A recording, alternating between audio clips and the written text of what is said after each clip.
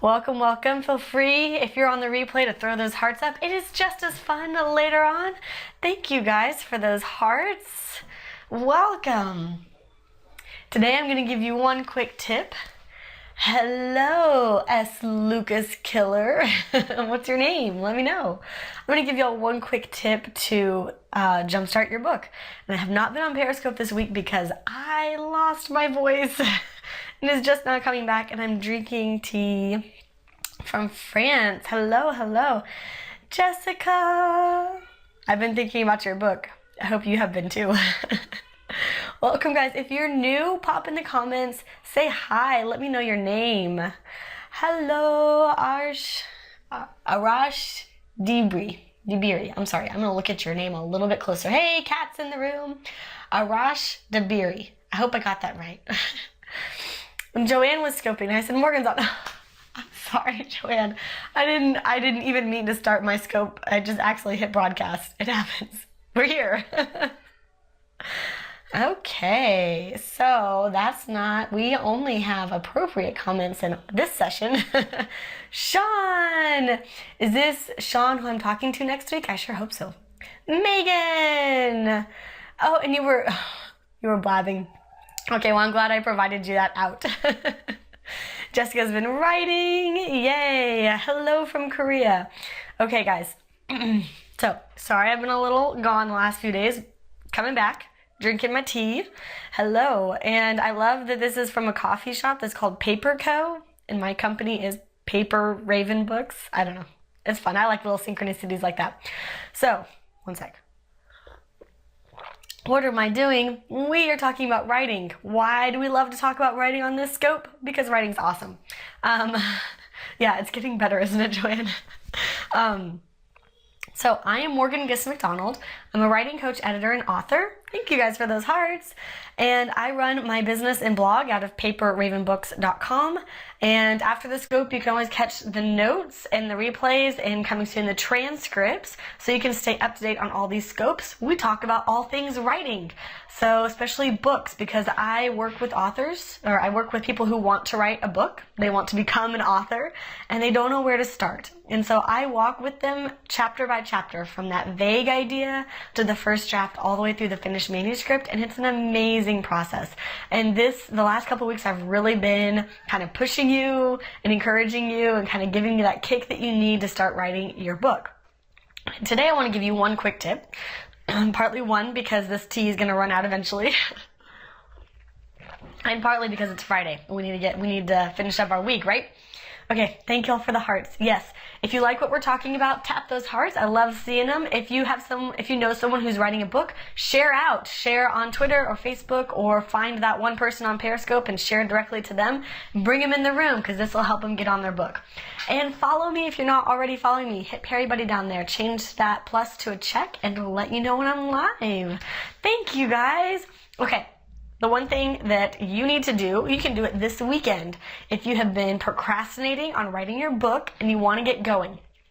Think of one friend who is supportive, encouraging, who loves you kind of no matter what you do.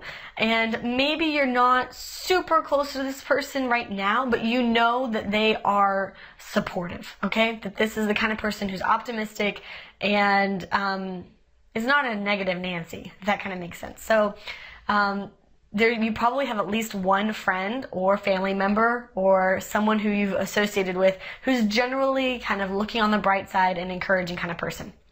Call that person and tell them that you would like to write a book.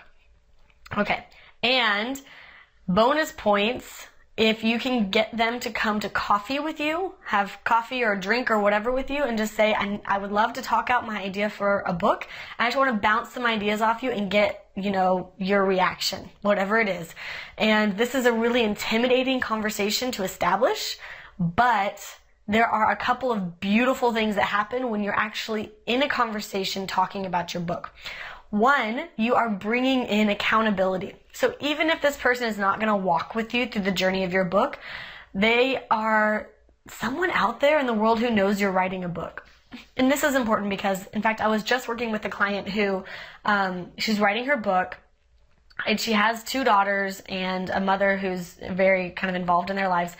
And I asked, does anyone know that you're writing a book? Do any of these people who are really close to you know that you're writing a book? And she said, well, no, I'm too embarrassed to tell them. I'm like, then you're not committed to the book. Okay? So the act of keeping the book a secret from people is also giving yourself a way out. So that if you give up on the book, no one knows. But if you tell someone, anyone, but especially an encouraging person, that you're writing a book, then someone knows. And that's really powerful for your mindset. Your mind begins to shift and to say, I have made this, like I have literally, the words have come out of my throat, out of my mouth, and I have said them in the world that I want to write a book. And something changes in your mind. That's the beginning of a mindset shift. And I would love for you to approach someone and say, I'm thinking about writing a book. Would you mind, let's find a half hour where we can meet at a coffee shop or a bar or whatever. And I have just a couple ideas. I'd love to get your feedback real quick. Make it non-committal, like you just want their feedback, very short. Jessica says, of course it's a way out. What's your point? My point is that if you are bothering to show up on a Periscope where we're talking about writing a book, then you need to start writing your book. And I'm showing you how. This is step 1.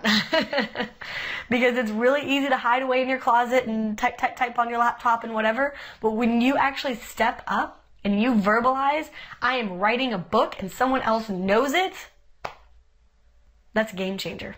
Thanks for the hearts, guys. I hope this is helpful. Okay. So, fire. So this one 30-minute conversation is also powerful because, and I would really recommend that you take that deep breath, take that step of courage, and ask for that 30-minute conversation over coffee or wine or beer or whatever you like to drink. Currently for me it's green tea because you can hear this. And to set the intention for that conversation to be your book. The purpose of you getting together with this person is not to catch up on life, is not to ask about their kids, is not to talk about the class that you're in together. The purpose of this conversation is for you to bounce ideas of your book to the other person. Jessica says, my kids saw me writing and now they tell everyone because they're blabbermouths. Problem solved. There you go. Okay, but I still want you to have a conversation, Jessica, because here's what happens. You set the intention for that conversation to talk about your book, right? And so you might chit-chat a little bit about the kids and the latest vacation and work and the class and whatever. But then that's a really good way for you to step into talking about the book. And when you begin to verbalize the ideas, to talk through them, they become clearer. It becomes more apparent which parts of the book are most passionate and even strategic for you. So a lot of times when you're writing a book, let me back up a bit. A lot of times when you're thinking about writing a book, you have several different ideas or one gigantic idea that you don't know how you can bring into one book topic, right? When you actually sit down and start to explain the potential book topic to someone, then it's almost like the wheels in your mind hit a different groove. They start turning in a new way, and you start to understand with more clarity which book topic is that you're most excited about, which book topic is most strategic, which scope or angle of the book is going to work the best for you. But that really happens much more quickly when you're talking it out with someone. Especially if you've tried writing it out and it's not working for you, go for the talking route. And then the other thing about this 30-minute conversation is that you have a start time and an end time. So you're going to talk about your book and you're going to end talking about your book within 30 minutes. And that brevity is really important because some people, when you start talking about your book, you just go on and on and on. Like you start explaining the backstory and how this happened and why life is really hard around writing a book and all this extraneous crap. It's crap. I'm just going to call it out. Like if you are trying to tell someone about your book and you immediately jump to 10 years ago and how it's really difficult to write your book because of something that happened 10 years ago, you're standing in your own way. You're allowing whatever it has happened in the past to get in the way of you making progress on your book now. So, this 30-minute conversation makes you skip all that crap in the background. You don't have time to talk about how when you got really sick and the doctors, gave you all of these diagnoses and it was really traumatic, and now you're writing a book about healthcare, right? Okay, so let's just skip to what your book is about. You got 30 minutes, talk about what your book is about. Don't talk about all of the 10 years of background information that has happened leading up to your book. You got 30 minutes with this conversation with this one person who's super encouraging and is going to give you feedback. And you better do it in 30 minutes. So skip that stuff, get straight to the book. Okay, and here's the free offer part, right? Because that was part of the title of this scope. I've got an offer for you.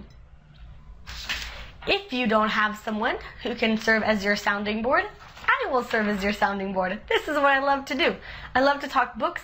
I especially love to talk about nonfiction books that will be used to build a business and a platform. Okay, that's my specialty.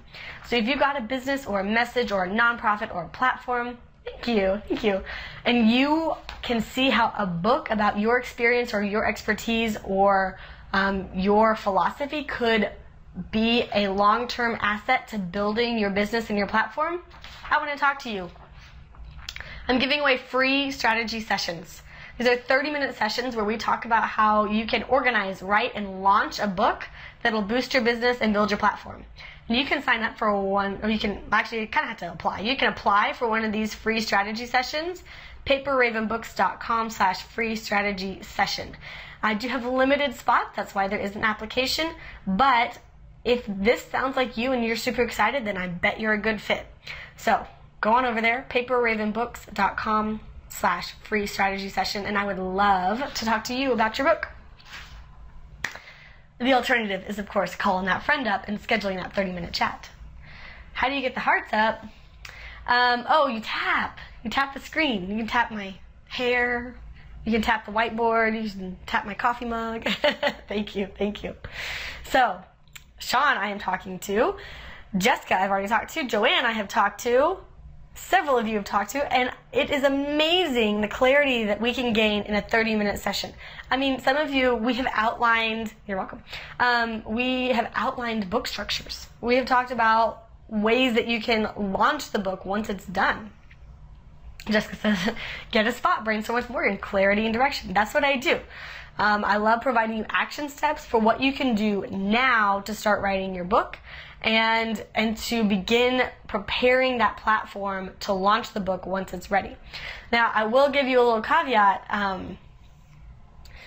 Have you ever talked to someone out of writing their book? I have talked to people about writing a different book than they thought they were going to write. That does happen. Or approaching the writing process differently. So some people, they've been through a really, really traumatic experience and they want to write a memoir about it. I actually don't do memoir. That's not one of my specialties, but I can still talk to you about the process because writing a book is essentially writing a book. It's emotional. It's a journey. It's a real journey. And so some people, if they've had this really traumatic experience, instead of writing a memoir and constantly thinking about how you're going to sell it, how you're going to market it, I might suggest first just write the memoir for yourself, for your healing, for what you need to go through in the book writing process. And then after that first draft is done, then you can go back and start thinking about the book that you're going to sell. So that's happened a few times. I have also talked to people who maybe wanted to write a fiction book, maybe wanted to write a nonfiction book. And once I talk through them with the strategy of how their nonfiction light bulb moment for you, Joanne, yeah, I can see how that would happen because I know your book titles. I agree with you, Joanne. And once I talk through with them how a nonfiction book can actually be leveraged in their business and platform, they often go for the nonfiction because honestly, look, the books themselves don't make money. Some, but not a lot. They just don't. Yeah. Okay. Look, I too have taken those courses that promise that you will go from vague idea to bestseller in 3 weeks or whatever, and that you'll be making $4,000 a month in passive income. It can happen, But those people who make that happen, they already have a business, they already have a platform, they already have an email list. Most authors who are beginning this book writing journey are using the book to build their business, build their platform, grow their email list. And so when they launch the book, it's not going to sell 100,000 copies. We are aiming for like 1,000 to 5,000 copies. But I tell you what, thanks Jessica, I tell you what, if you already have, even if it's a small business or platform, even if your list is 20 people, it's small, but it's growing and it's there and you've got the pieces in place. Can you imagine launching a book and suddenly having 1,000 to 5,000 new potential clients? That is awesome. That's where I get excited. What's the difference between memoir versus the book they will sell, Kat? The first draft memoir is often really raw and emotional, includes all the gory details, all of your emotional processing. Writing the first draft often involves a lot of crying, some breakdowns, things like that. When you're writing the book that you're going to sell, you're no longer focused on your own emotional journey. You're focused on helping the reader understand what they need to know from your emotional journey to help them on their own. First draft is me focused. Second draft is reader focused. Using your story, but strategically pulling out pieces of your story that will be relevant and transformative to the reader, not you. That's what I would say. Again, memoir is not my specialty. I have colleagues that I can totally refer you to who are stellar at memoir. For me, honestly, I like the business building aspect of writing books. That's that I use books for my own business building, and that's essentially what I coach other authors through, is business and platform, and when you've got a message and you want to build awareness and stuff like that. So that's where I tend to focus. Well, Kat, you better come on over to paperravenbooks.com/free strategy session. Joanne, that was my intent, so my book will never be a memoir. Thank you, Joanne. You're not clueless. You're not clueless. This is esoteric stuff. Most people don't know about this stuff. They're like, I don't know. People say I should write a book, so I guess I should write a book. It's completely doable, especially when you have a strategy. And that's what I want to give you guys. Okay, my voice is starting to fade a little bit. I've got a couple of phone calls, so hopefully you'll be there soon. Awesome, Ran. Can't wait to talk to you. And y'all have a good weekend. Have a lovely weekend. Do some writing. Thank y'all for the hearts. Y'all are awesome. And hopefully on Monday I'll be back full swing. Oh, I have talked to Joanne. I have. You are totally welcome. Alrighty.